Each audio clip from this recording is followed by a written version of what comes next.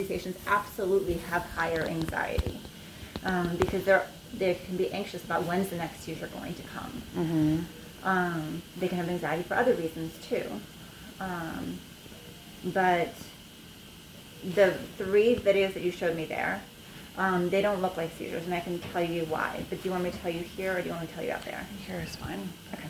That's okay. So with that first one, she's able to talk to you during, even though she's having shaking on both sides. If you think about a seizure, right, it's abnormal electrical activity in the brain.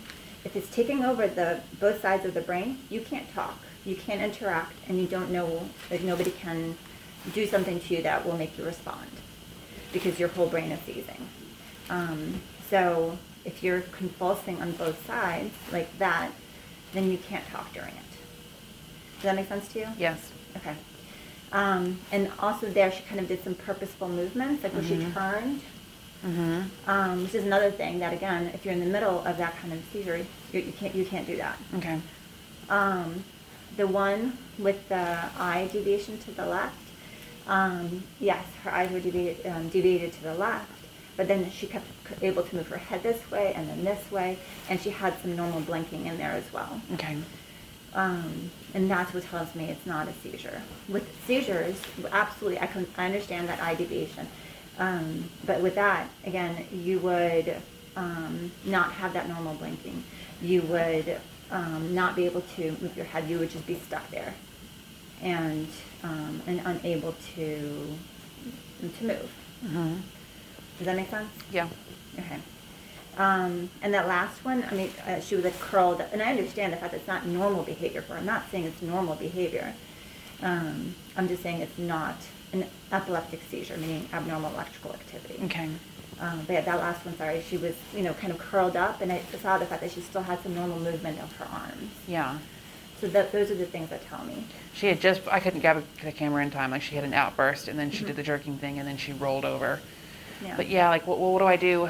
Like, for instance, the last one was like, it hit 5 minutes. Like, I don't... It's okay. Actually, what your boyfriend was doing is completely the right thing. Okay. And the other thing I would do is, if she lets you, is to be there and just, you can, try to calm her down, and just let it be. It's Really? So when you have psychogenic non-epileptic spells, it is. So if you think about anxiety can cause absolutely real symptoms, right? Because if you're anxious, you can have, about a test or something, you could have diarrhea, you could vomit. And it's not because you're sick. I mean, if you have anxiety, and that's what truly happened, right?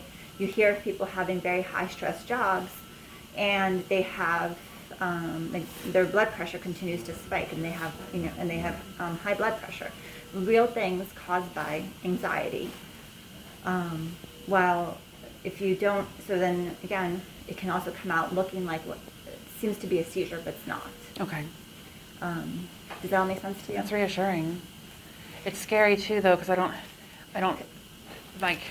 How do you know when she's having a seizure versus not? Yeah, and if I leave it, like, are they going to get worse and worse and worse and worse until she has, like, a grand mal in the middle of the night and there's, like, brain damage because I didn't do anything earlier in the day? That's my biggest fear. So brain damage from a convulsive seizure would mean that the convulsive seizure would be lasting for more than an hour. Okay, I heard 15 minutes. No, we start treating at the 5-minute mark, Okay. so that hopefully it never gets to that hour. Okay. Where there's potential brain damage. Okay. From a full convulsive seizure. Okay. It's very unusual for somebody to continue to convulse for an hour. Okay. We are unsure of how long you would have to be having a seizure when it's not full convulsive. Okay. So that, we still say theoretically it's at 1 hour, but most likely it's going to be longer. So the middle one I showed you, where she was just trembling and was turning her head, we should talk to her gently and let her write it out? Okay, so I shouldn't have called the ambulance? Well, I mean, I still think that it's a good thing you did, because you didn't know that. Okay. Right? Right.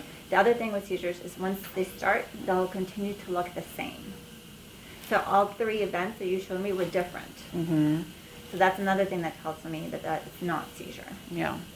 They refer to it as kindling in the brain. Is that the same thing, where the brain starts to think this is the new norm and it's the kindling that just makes that, or is that and they want to Yep. put the kindling out. That was told to me a few years ago, after 2018. Okay, I think that's different. Okay. So that's to do with with epileptic seizures. Okay. So, and the fact that you can, when your seizures are occurring, right, if they continue to occur and they continue to be uncontrolled, they could kindle a different part of the brain, and then you could have a new type of seizure.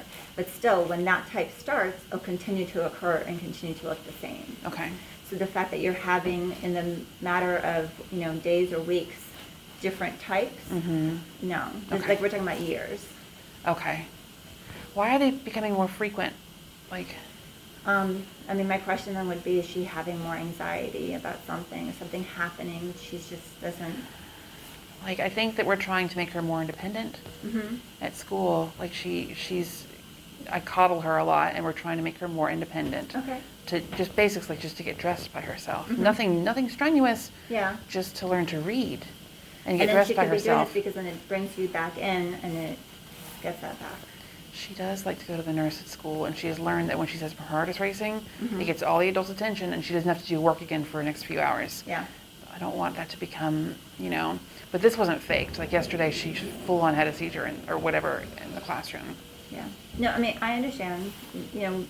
I can't tell you what happened in the classroom. Obviously, there's no video of it. Yeah. Does she have epilepsy? Absolutely. It's just that, again, and this is when it gets hard, right? Is when you have somebody who has